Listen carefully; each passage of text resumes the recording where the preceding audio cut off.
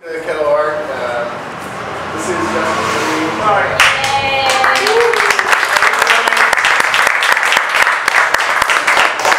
Thank you for coming. We really appreciate it. This is a really good chance to hear from Justin. I'll give myself a very brief introduction. I've been trying for 2 years to bring him to Brookhaven College because I've been wanting to do something like this with students. So this kind of just happened on a lark. A couple weeks ago we talked about it. And I asked if it would be cool to do it here, and he was down. So. Caught me with my guard down. Yeah, caught me with his guard down on opening night of this exhibition, and he agreed to do it. So I'll go through a series of questions, and then we'll open it up at the end for kind of a brief Q&A for any follow-up questions that anyone has. Thank you for coming. The first question I have is, what's it like to go viral? It's really cool to watch the image propagate and spread like wildfire. You know, it's something neat to see. It's kind of unnerving, but at the same time, it's, you know, you've done something, so it's noticeable. And for those of you who don't know what I'm talking about, last year the photo right up there, Chaos, when he shared it, and within 24 hours it had how many views? If you added up Reddit and all the other websites, over 1 million people saw it in 24 hours. And you know, you just saw it spread like wildfire, and it was insane. And anytime that happens, the first 12 hours it's like euphoric, it's great, but then the remaining 12 hours is like damage control. When you wake up, you see everybody using it unlawfully or in ways that you don't want to. You see text smeared across it, and such and such plumbing, and you know, kind of gets out of hand, but it's fun. That's something I was going to say to Leah, but while we're talking about it now, let's go talk about how do you deal with when such and such plumbing is using your image? There's a fine line, you know. It's cool if you want to use it for your Facebook or even for your personal blog, but if you're a business and you're somehow profiting or advertising, that's where, you know, you go after them. In one case, it was just as simple as one great thing about Facebook is all I had to do was go and make a comment and say, hey, you know, this is what illegal use looks like. And all the friends just kind of descended on this one guy's page. They just went completely rabid on the guy. So it kind of polices itself, you know. But another shot last year that went pretty viral locally was the East Dallas, the tornado shot, and yeah, that image. Yeah. That went pretty viral in the local media. Right. How does that work? Are they contacting you, or are you sending those images to them? Or are they just seeing it on Facebook and then pulling it? It's a combination of all of that. You know, some grab, some ask, and some just kind of get shared. So it's a combination of all. But then, you know, chaotic days like that, there's all kinds of photos flying around. Now we'll rewind back to the very beginning. How did you get started or interested in photography? It was boredom, really. I mean, I didn't have any direction. I had worked any number of odd jobs. I had repoed cars, cleaned carpets, you know, done a little bit of everything. Mix that with a little bit of recreational drug use. Small point and shoot camera, and it just kind of took off from there. What was your first camera? I've got to ask. I first said point and shoot. Yeah, oh no, it's ridiculous. It was a Samsung 4-megapixel camera that you could buy at Walmart for $99. Took horrific images, but you know, back then I didn't really know any better, so that was just a camera. And then I eventually bumped up to like a Canon Power Shot or something like that. And that was huge. I was like, oh, this thing is awesome. 5 megapixels. But I eventually stepped into a DSLR, I think in like 2005, 2006. What was your first big break, job, or assignment? Well, my first assignment was for McKinney Avenue Transit Authority. They hired me. I knew the director there. They paid me $50 to ride around on a trolley one night and shoot people on a dime round type thing. So that was the first time I ever got paid to do something. My first big job was actually from a company here in Deep Ellum, and it was actually kind of an emotional experience because they gave me the assignment, and there were a ton of photos to take, but it's the first time I ran into an instance where it sucked all the joy out of it. Money was introduced into the picture, and I was really unhappy, and I couldn't even complete the assignment. And it actually took me out of business, for out of commission for a couple weeks, because something that I had found so much joy in had seemingly been tainted by money. And I really questioned whether or not I could do this for a living, but it turns out it was just a job. How did you resolve and close that? Well, I think it just passed. I wasn't going to set the camera down, so I just kind of chalked it up to a learning experience and moved on, I guess. And learned, I guess that was one of my first lessons in the professional world was, don't just jump on any job that's thrown at you. Make sure you're going to be happy doing it. That's the whole idea. We do this because we love it. We do this because we enjoy it. And I think that's important when you're selecting jobs. I'm really curious, are you completely self-taught or are you taking photography classes? No, like I said, it was just boredom. And I originally got into photography. A friend gave me a bootleg copy of Photoshop. And I would go around the internet. Don't laugh, but my first computer came along in 2004. So I was late showing up to the game. But anyway, I had this copy of Photoshop, and I'd go grab images from the Hubble Space Telescope, and I would make edits. And just kind of feel around. One day I was like, I want to see what this is like with my own images. I want to take my own photos, and that's whenever I decided to get a camera. That's kind of how it all started. So you had Photoshop and then a camera? Yeah. Photoshop first. Don't listen to me. Yeah, the students don't listen to that. But that's the way it went down. I know we talked a little bit about your mentor, so if you're willing, would you kind of talk a little bit about that? Yeah, his name is Jason Grant. You can find his personal stuff at nostalgicglass.org. He's, I told you earlier, he's kind of like a Jedi. I can't even sum the dude up. I really can't. He's got infallible logic, incredibly disciplined, extremely humble, and just a massive talent. Studied in Russia for 3 years. Really good stuff. Really good stuff. How did your relationship begin, and how is it? I know you talked a little bit about urban photography, just going out and shooting. Yeah, I was the courtesy officer at the Kirby. I worked there for 3 or 4 years. I lived there also. And so he would come down at night whenever I was sitting at the desk, and I guess he had kind of seen my work on a local forum, DallasMetropolis.com, and we had urban exploration in common. So we just kind of struck up a conversation that way, and eventually started going out and shooting.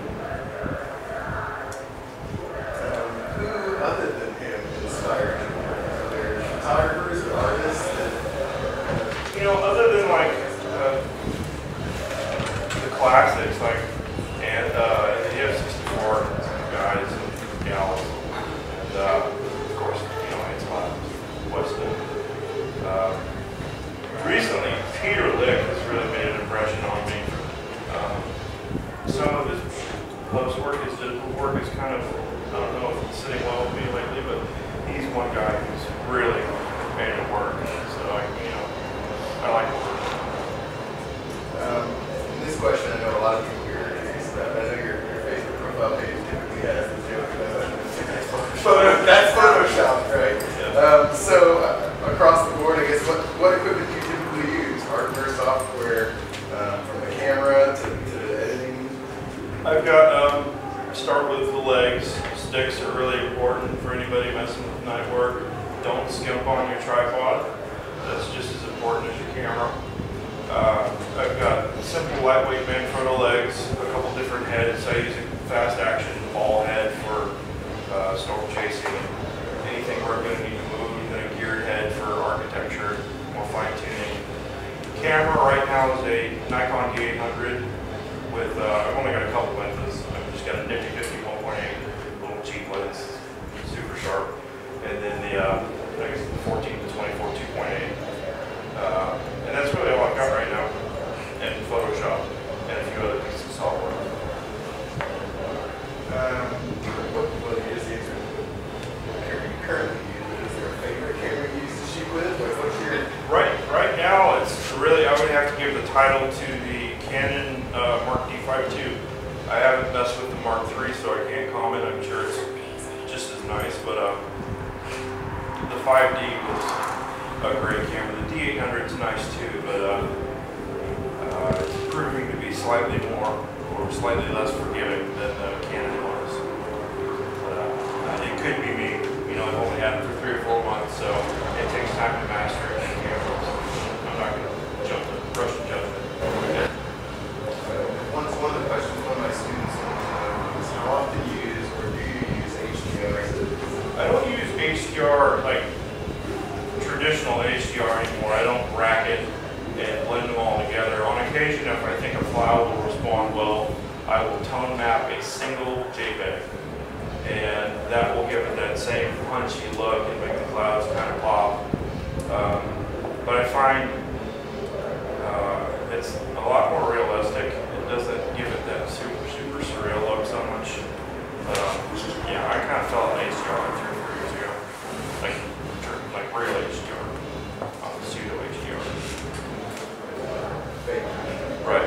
And another question they were curious was what mode do you typically shoot in? Auto, manual, average priority, shutter priority? I'm in manual unless I'm going to have my camera up to my face at all times, and I'm not going to be able to pay attention to the meter.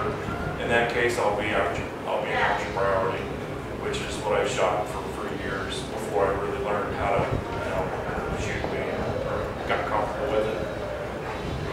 You already talked about lenses. Obviously you shoot pretty wide. What is your go-to lens? If you're only going to leave and run around Dallas with one lens, what do you think? Well, right now I don't even have that lens. Just because I'm rebuilding. I shifted from Canon to Nikon not too long ago, and so I'm kind of limited right now. I guess that's a tough question. A good walkabout that I would choose would be the 18 to 300. I think it is, but I don't know it yet. That's one that I need. I've got something to get me wide and kind of mid-range with the 50, but I don't have a long lens yet, so I'm kind of crippled. I'd have to leave with all of them. I can't ever leave with just one. Because you'll need the other when you do it. We talked a little bit about times of day, the decisive moment for some stuff. Are there certain times of day, obviously those of us who follow you on Facebook know you got all different times of the day to shoot. Yeah. Is there a certain time of the day that you just love shooting? I love hearing about probably 30 minutes or so, 30, 45 minutes, dusk, right after the sun's gone down, and there's that really pretty midnight blue or electric blue in the sky, where you can let the shutter drag, and it looks dark, but it's really a really luscious blue color. That's kind of become my favorite here lately. Just like this one here.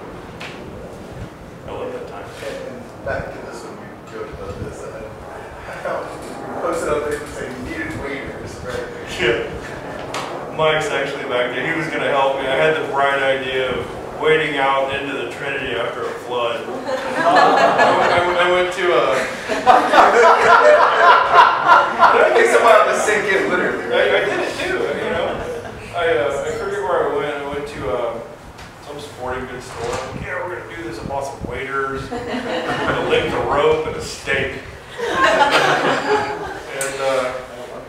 showed it on Facebook. They were like, dude, you're an idiot. Don't do it. Don't worry, I'm going to have somebody stand on the stake, and Mike was actually going to come out and make sure I didn't get jerked away by the currents, but it turns out it wasn't that bad. If you know where all of the drainage dishes are, you can avoid the currents, but I would not recommend it to anyone.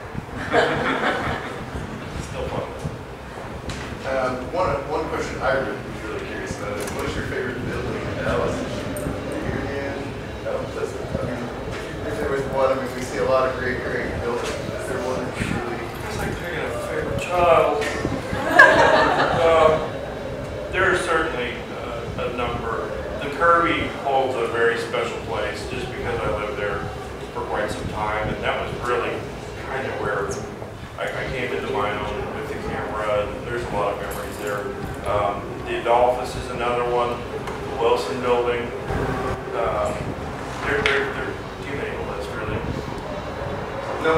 excuse to say Dallas is, there's nowhere to go shoot. It's not a beautiful city. No. If I can milk it for 10 years, somebody else can too. Where are your favorite places to shoot? I know some of these places like Oak Cliff where you kind of staked out the way you did. Yeah, really, any place that's high, that's got a good view. You know, there's a lot of spots. The levee is really a standby, but there has to be water in order for it to be really picturesque. And really, it's the most overdone shot in Dallas when you think about it. But still, there's something about it. It's one of the photos that is burned in my memories from childhood. You know, that picturesque shot of Dallas with a red Reunion hotel, the sun setting over the water, and the old film shot. I love it. I'm curious about some of these vantage points. Are you literally going to like the manager of the building and saying, "Hey, I'm gonna need to go up on your roof for a while," or? I don't. Sometimes it's favors through other people. Sometimes they're commission gigs, like that Lincoln Plaza shot. That was a commission gig, so it was, you know, just kind of one of the perks of getting hired. You get to go on the roof and take some shots for yourself. So again, it's a combination of everything. It started out as just me running around and checking every door. You know, if you see a door, just grab a handle and jiggle it. You're not this place doing it. Y'all taking that? Yeah. Serious, check every single door. It's a numbers game. Strom Chasing, you mentioned it. We come back to this. Obviously, we're in an active season right now. But talk a little bit about that. How you transitioned from the city to really wanting to be more organic and out there. Yeah, I've always had a love for weather, and I guess it kind of the two melded together whenever I saw my first shelf cloud over downtown, and that was in 2004, I think. And you know, like I said, I've been fascinated with it since I was a kid, and I got hooked up with some guys who actively chase and a few meteorology students, and that's how the chasing thing started. But I've definitely kind of transitioned from, you know, nothing but city to wanting to travel a little bit and see some natural formations and get out where, you know, basically the polar opposite of the city. I found New Mexico, but you know, maybe half a year ago, and fell in love with that. So I'm definitely kind of shifting gears. Are there other cities that you like traveling to shoot? Well, I mean, I haven't yet. That's the thing. It's like that's a whole other can of worms. It's probably going to get open eventually now that I'm starting to travel. But for some reason, whenever I go on vacation now, I'm wanting to get away from the city. So I never get to those other cities. And I know if I go to a city, then I'm going to want more than a week or, you know, a few days there. Right now, that's really all I can afford to take off from the city is a couple days. So it's normally just a round trip to the desert and back. Because, you know, you can't go to New York and shoot for a weekend. You know, that would frustrate me. That would totally frustrate me. So I need a couple weeks or a week or so. So those trips will come in the future. Obviously, there's photography students here. I'm wondering what, and some seasoned photographers here. I'm wondering what advice you have for up-and-coming photographers and maybe established photographers who are dealing with the changes and trends in social media. Keep up. Yeah, keep up with the trends as best as you can, because that's such a huge factor today, is being able to stay on top and continue to evolve. But that's with anything, you know, staying ahead of the curve. As far as up and coming, practice. And if you really want to make it, this is going to be horrible, this is going to sound horrible, but drop everything. You, it's horrible.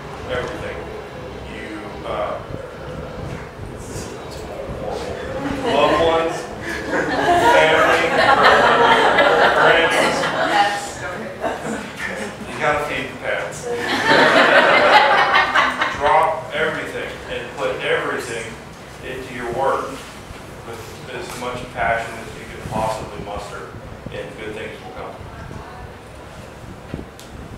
I'm curious, I think a lot of photographers develop routines or superstitions before they go shoot. Do you have anything like that? No, I'm normally so scatterbrained that I'm just running out the door. No superstitions. I'm wondering too, when you first started, what year did you say you first started? Like 2004. 2004. And how far was that when you first started until you had your first big break? It was about a year. I was fortunate enough to have a really cool, like a niche audience. It's called DallasMetropolis.com. It's an urban planning forum, and a lot of like-minded people who were interested in Dallas. So I had a captive audience. I would run around and shoot all of the progress, you know, that's happening in the city, buildings that are being renovated. So I had people to encourage me, and that was, what was the question? Tangent, sorry. Well, I do want to talk about back to the social media thing and I'm going to bring big text. Obviously, a lot of us, that was one of the biggest stories of last year. Big text, he went down talking, as the front page of the news said, right? Your photos are right there in print. How did you find out about it? How quickly? Obviously, you responded very quickly to the scene. You had that one shot of Bill Bragg there with the big Texas skeletal remains in the background. Yeah, I was at home. I live right across from Fair Park at, I don't know if you know where Commerce area is, the firehouse. So I'm right across from Fair Park.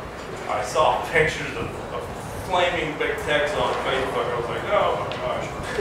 I grabbed the gear and bolted and talked my way in. And of course, they were very, you know, like, whoa, you got a camera and big text is on fire. Why are you here? And I gotta get to work, man. Yada yada yada. I made some excuse up and got by the gate without paying and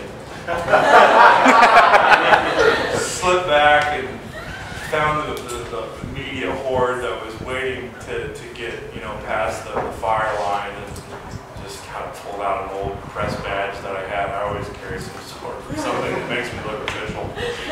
Throw it over my neck, just kind of duck my head, and act like I'm supposed to be there, and the cops kind of corralled us and just very quickly rushed us back to the back of the scene. And some of them didn't even make it, but somehow I slipped past and nobody questioned it.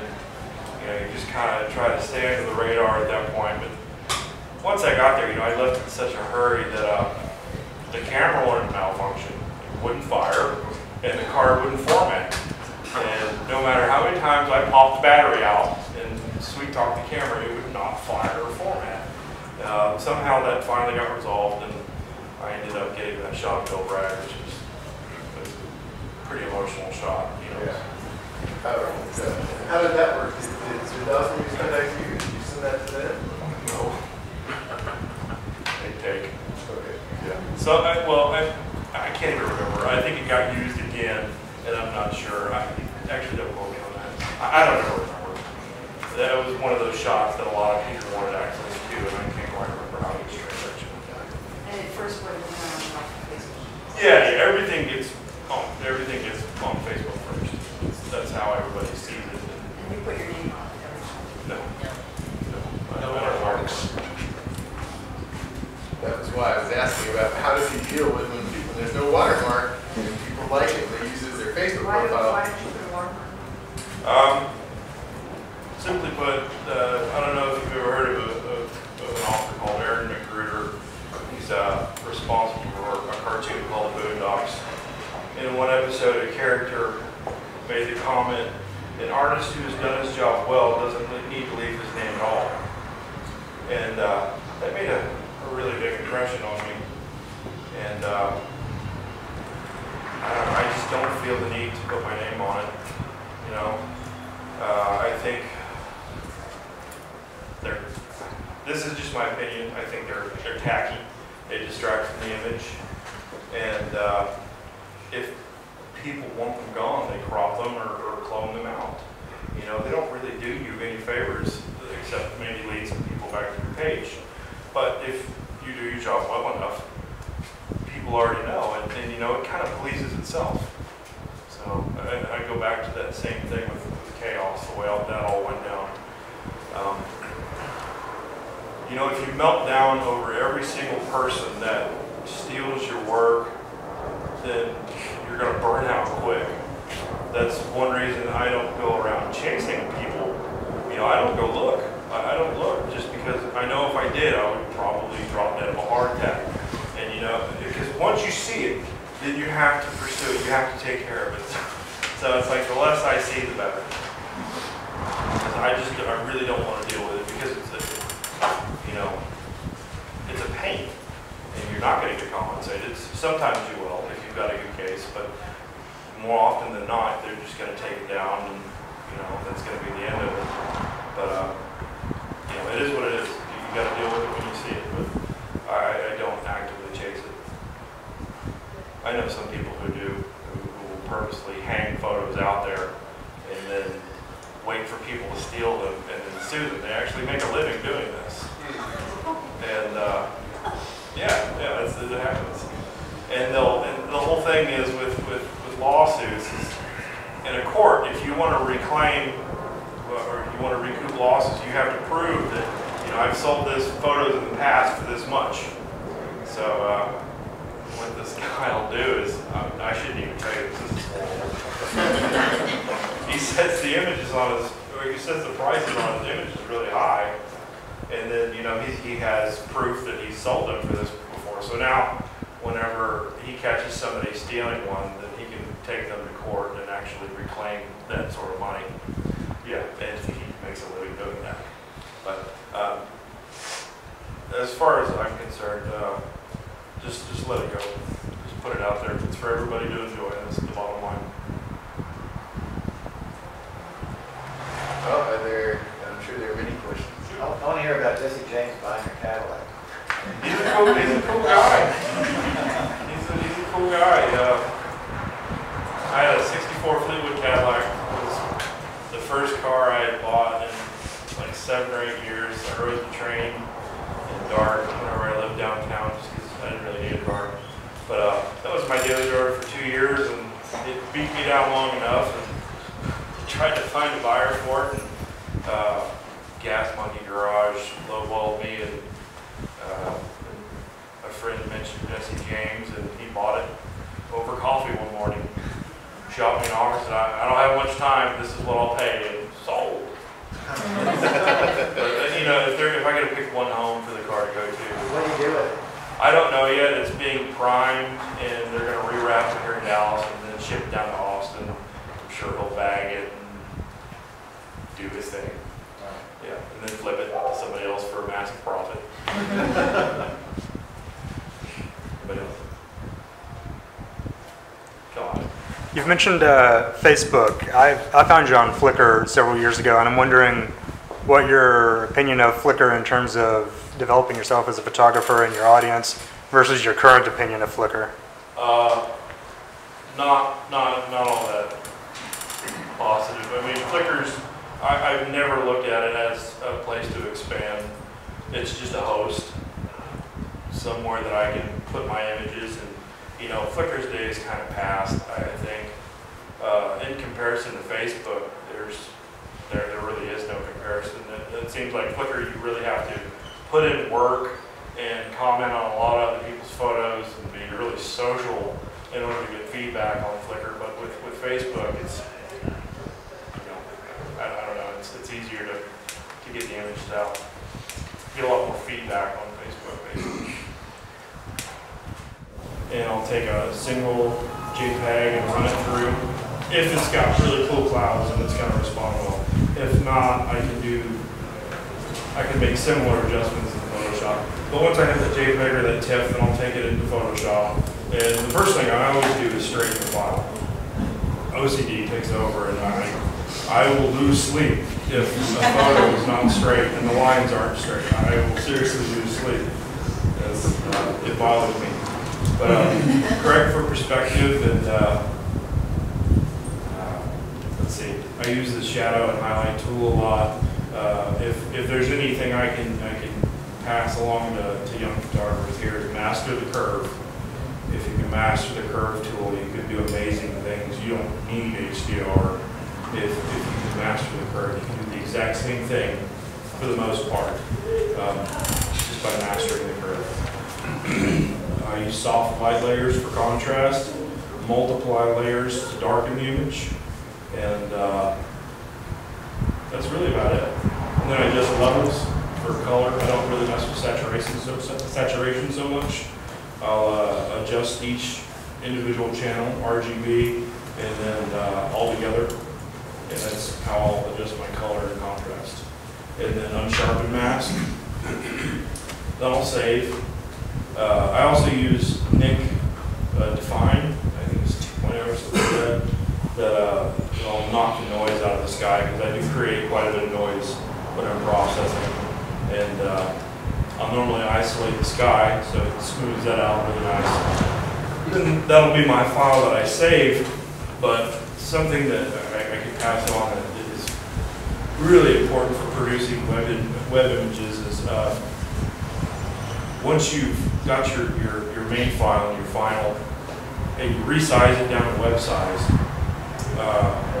if you go to filters, noise, and then noise reduction, it hits it with a final,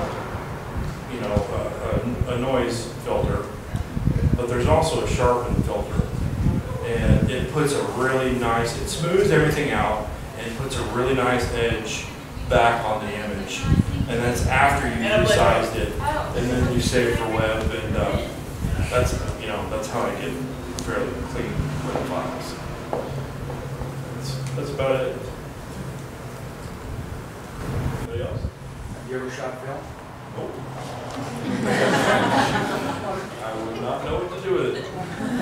I mean, I might be able to figure out Polaroid, but other than that, I'm completely oblivious. And that's really sad because film is still where it's at in terms of resolution and what you can do with the file afterwards. Digital's catching up, but pound for pound, analog is still game. Sure.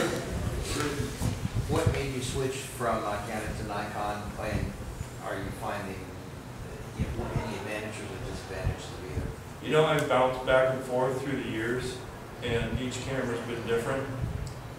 The first SLR I ever messed with was a Nikon D70, and then it was a Canon 20D, and then, back and forth.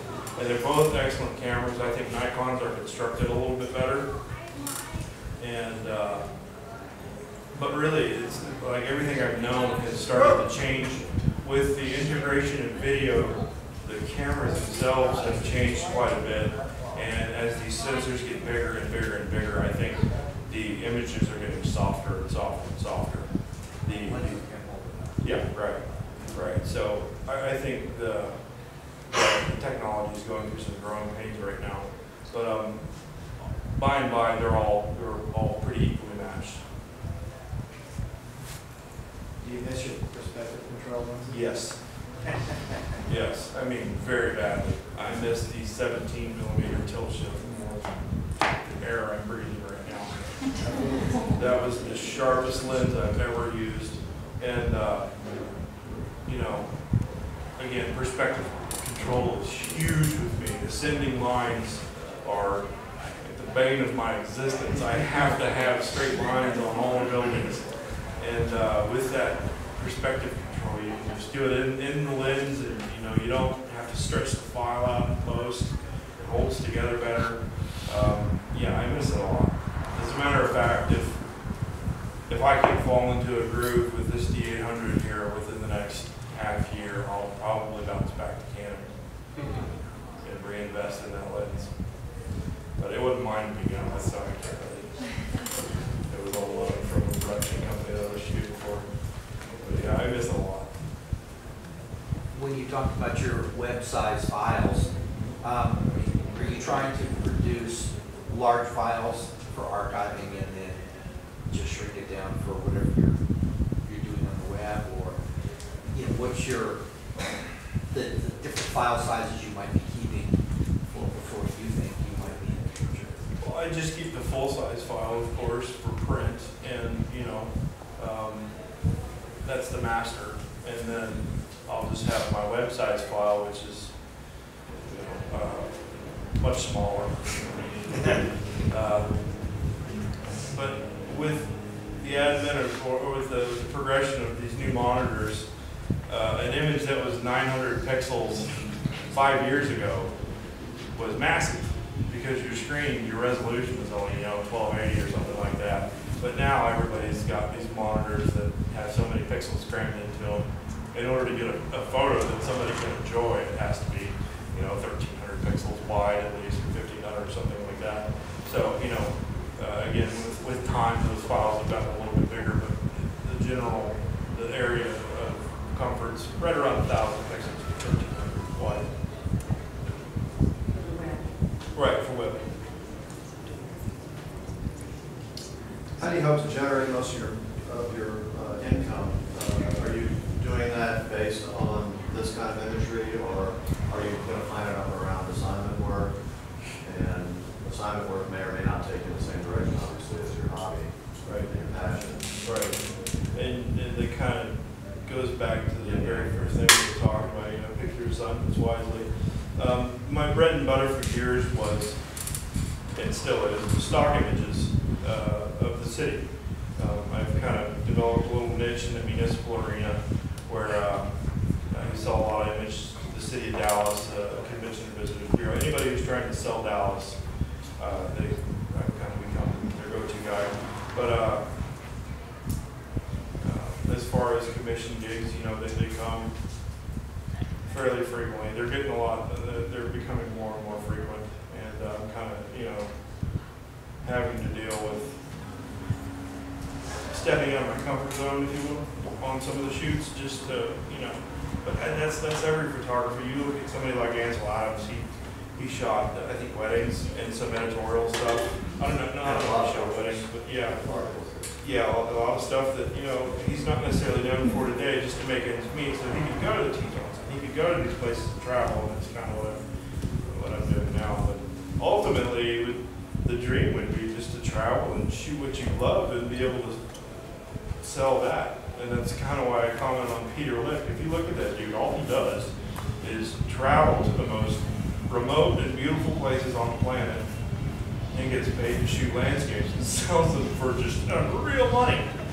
Just, just incredible money. So that's the dream. Have a camera crew follow me around. So with that in mind, are you actively marketing yourself to, travel agencies or cities that you want to go shoot in? I'm horrible with business. I don't do any marketing. I just kind of put it out there and let it happen.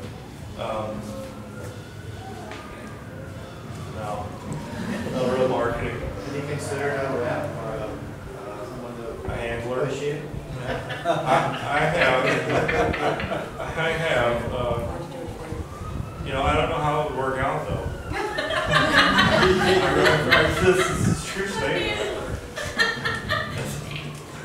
There are a lot of people who are really creative, but they're not their business people. And so you have to find that person that will do that.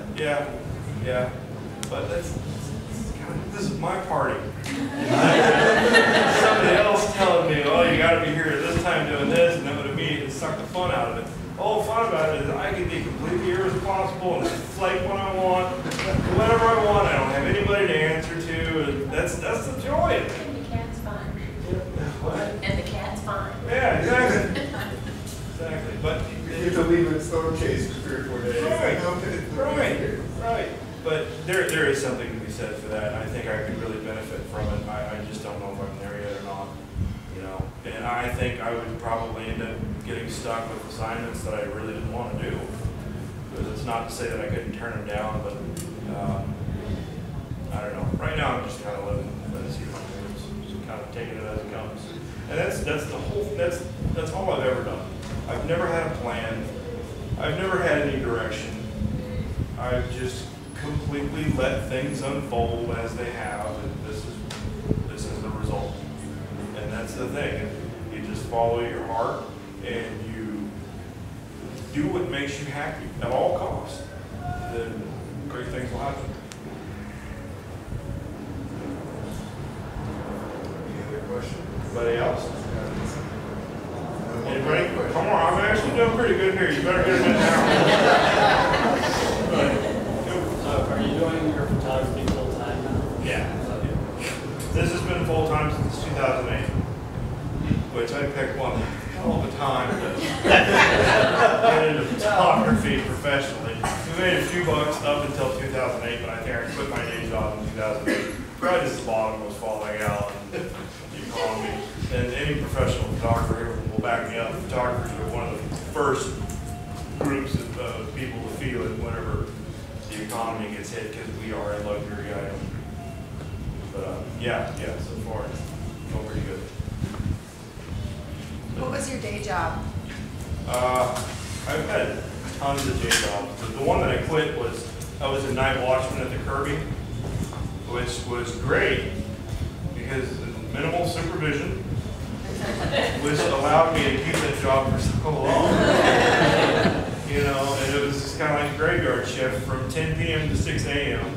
in downtown Dallas, walking around an old neo-Gothic skyscraper. So it fit me really well, and it kind of it helped me grow. But it eventually, you know, I had enough business coming in where, okay, it's time to take the plunge and quit the day job and do this full time. And it's you know, feast or famine. Sometimes it can be really good, sometimes it can be really, really bad. Anybody else? Ever fallen off a crane? Sorry, go ahead. Ever fallen off a crane? No, not yet. No. Yeah. Somebody for me. Well, I asked you a question earlier, but maybe you want to say it again. Sure. For everyone. It's that I asked if you did a wide lens type of shooting or panoramic. Yeah, Panoramic. That's one of the pieces of software that I forgot out that's key to what I do is Panoramic stitching software. There's several different versions, of course, but I like PT2UI, PT2B, however you want to pronounce it. Photoshop's CS5 or PhotoMerge has really come a long way in successfully stitching clean images. Yeah, everything is done with the computer that I'm stitching. It's like, that's maybe 5 or 6 images, and that's maybe 4 or 5 images. But I've always loved panoramics. I thought they were cool. I'm curious about back to chaos. We talk about it a lot. Like what the students ask, like, how long did you leave your shutter open? Right? So obviously there was some stitching and yeah, there's some layering there. Well, what that is believe it or not, I shot that in my underwear. That's shot out my window. I was sitting at my desk, and all I had to do was set my tripod up. I'm lucky to have a killer view. And, those storms are actually back around Irving. They're, you know, a good 15 miles away, so there wasn't any precip in between me and the skyline and the lightning. And it was set up for about an hour, and there were 30-second exposures.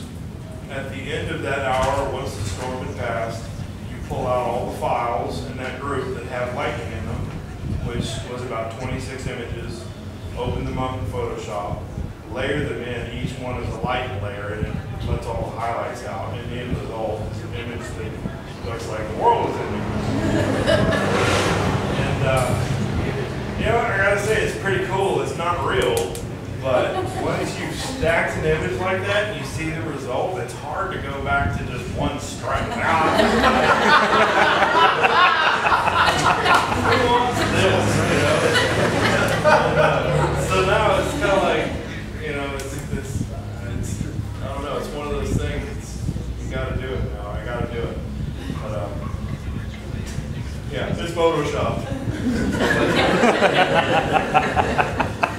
So one of the things I noticed is there are times it looks like you may have made a creative decision, a art directional decision to take something out of, and others where you've left in things that you might think somebody else would take out.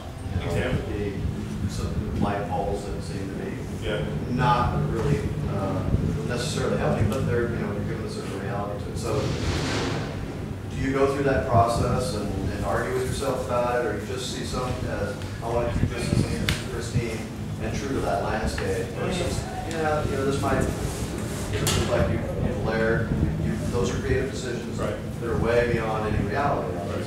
So Yeah, if a light post is annoying me, it's gone. Yeah. If it's in the middle of the shot and distracting or taking away from, detracting from the shot of the skyline, or yeah, I'll clone it out, I'll take it out. Yeah, if it's annoying, then it's going. It's going. And a lot of times, you know, it's in my opinion, it's necessary. This one right here, the second one, there was a large light post sticking up in between Bank of America and the next tower. You know, it's got these flares pouring out of it. It was just ugly. It needed to go, and the shot's better for it. So yeah, I think, you know, it's perfectly fine. With the exception of chaos, you sort of added all the extra likeness rights. Is that a rarity, or are you known, you've been known to put things in a shop that? That was the first time that I ever tried to stack. Okay. And I'm kind of hooked, you know, like I said, the one lightning bolt thing is really boring unless it's just incredible and it's centered and it's big and gnarly and it's standing on its own alone. Another instance where I use that technique is star trails. I've kind of gotten into that recently and going out and shooting several hundred images and then stacking them, and then creates that crazy star swipe thing. You know, that's kind of unfortunate, but you can overdo it. So I'm kind of approaching that threshold where I'll probably get out of that too. But the stacking of lighting, that's too much. I don't think I'll stop doing that. Yeah.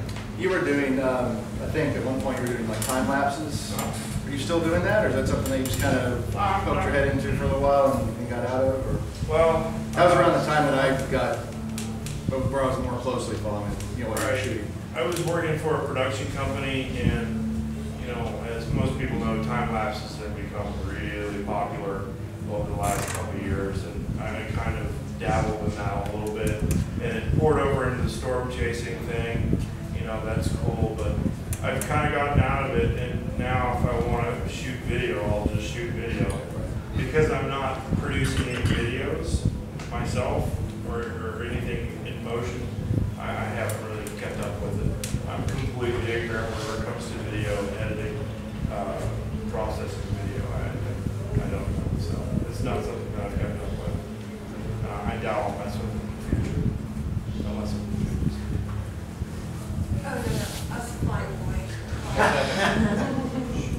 Do you have any tips for anybody that wants to go and do like urban cityscape stuff to keep safe? Like, is there any time you're walking around, walking around with expensive equipment, what can you tell people to not stand out too much? One thing that I've always told people, and this goes for anybody, even if you're not a photographer, you're just walking down the street. Look like you have a clue what's going on. Be aware. Have your head on a swivel. Don't get caught with your head down, looking at your iPhone or not paying attention. If you're engaging people and you're making eye contact and you let them know that you're aware of their presence, you've got a much better chance of them leaving you alone. I'm not going to say that my Sasquatch-like physique hasn't helped me, but that's one thing, is always be really pay attention to what's going on around you. And a lot of the times you walk into an area and it's like you're bugged out by it, but there's really nothing to fear. It's just, you're not used to it. Whenever I moved to my neighborhood back in, I guess it was like 99, it's off Commerce Street, the end of Commerce Street in Perry. And it's, now that I know it, it's like one of the most docile neighborhoods, but I had to walk down the street at 3 a.m. one morning, and I was carrying this metal bar because I thought I lived in a super hard part of town. And like vicious pack of dogs or a gang is going to come jump me, but there's nothing to fear. It's just a matter of what you're used to. So, but yeah, first and foremost is keep your head on a swivel, and any movie attackers, if they know you're paying attention, but yeah, that's paramount. What else? I noticed you alternated between image wraps and frame stuff. Is there any on anything in particular to do run-ins that way? I don't know what I'm doing whenever it comes to displaying my work, so I just want to kind of get everything, just, you know, a little bit of everything, so it's kind of like a shotgun blast. One of them's going to land, one of them's going to work. But, you know, it's, the different mediums are fun, and people respond to them different. And this show was, you know, or any show really, or anything, anytime I put work out, it's about getting the work in people's hands. And this way, the people who have a preference for canvas, they have a selection. People who like glass, they've got glass. People who want stuff to just frame it on their own, they've got those too. So it was, you know, about providing a good cross-section of all different types of paper mediums. Who does your canvas? Artisan Fine Arts, over off Dragon Street. Damon's he's a color Jedi. He's very good with digital files and printing and making prints. Artisan Fine Arts. There's a stack of cards over on the counter. Yeah, 1231 Dragon Street. Who does it, Brandon? Brandon is George Wallace. Framing art, amazing guy. He it's incredible craftsmanship. Very good guy. Any other questions? What else? You ever print any on metal? Yeah, actually I've got if you go to the second floor of the Omni Hotel, every piece on the second floor of the Omni is mine, and we did those. On that line? Yeah. I don't know if it was in the files or in the printer, but you can see big swipes where the heads left the line, so it's not the greatest example, but it's cool the way light plays off of it. But yeah, that was interesting. Plus they're huge pieces. I think they're 12 foot tall. So, you know, you got to kind of back off from it. That I don't know. I know it was Matthew Southwest was the client, but who they outsourced it to? Maybe an Art Dallas. But I'm not sure. I know you said Boundary Chaos is one of your favorites. But is there another one in here that has an interesting story behind it, or how you got it? Or? This one is kind of special just because I had found the location, and that was one of the first instances where I exercised extreme discipline on waiting for the right moment. I visited that spot 5 or 6 times at sunset over the course of like 3 months, waiting for that perfect moment, because once you do a shot like that from that particular view, that's it. You know, you can't revisit that and make it look different again, really. So I knew it had to count, and I stalked it for, again, 3 months and went out like 5 or 6 times. So that was really rewarding whenever that finally presented itself. It was a small, discrete thunderstorm that kind of popped up right behind it, and it was special. And that really paid off. That was reward. Yeah, it's got the little lightning there to the left, or even in that one little bulb. Yeah. And you know, a shot from that distance, you're going to deal with a lot of atmospheric distortion, a lot of haze, and everything else. So it can be really pretty or really ugly. And, you know, 5 or 6 times it was really ugly, and then finally one night that popped up. So,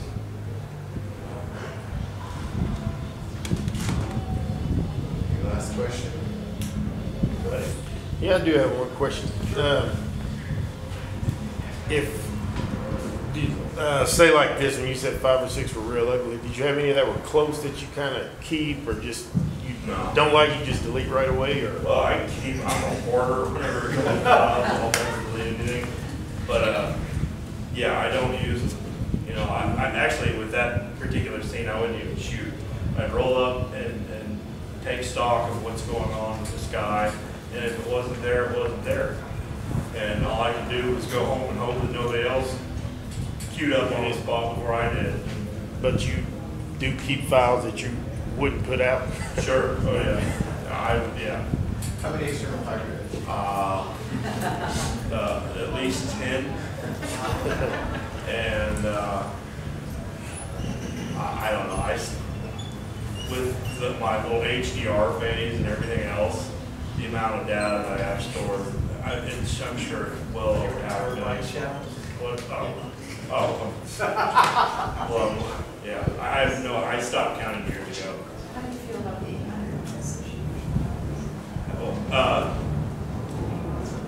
Yeah, it is. It's a beast. Some of the raw files can be, close to 50 megs. So, but that was part of the reason I bought my camera. I'm starting to print bigger, and I wanted bigger files to work with. In reality, it's not really necessary if you get the right printer. I found I've blown that shot up to 70 inches, and that was with a Canon 5D Mark II. So, and it came out really well. There's a lot of detail. So it's not really necessary. I mean, it is, but it's not. But yeah, the D800 shoots massive files, and it's quickly filling up my drives. What else? When do we get the first book? As soon as I get somebody to back it. That's been a topic that I've dealt with for quite some time. I want to do a book, but there's so much work involved in designing it and everything else. And I don't know, I guess I'm just kind of waiting for the right moment. But it's maybe within the year or so, maybe within a year. I've got some people expressing interest, but whether or not it'll happen, I don't know. What else? Going once? Going twice? All right. Oh!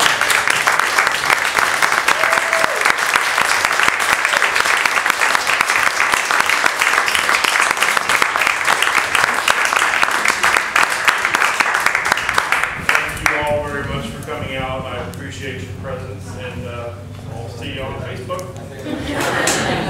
Thank you to Justin and to Frank and Paul. Frank. Thank you to Frank and Paul. Thanks, everybody.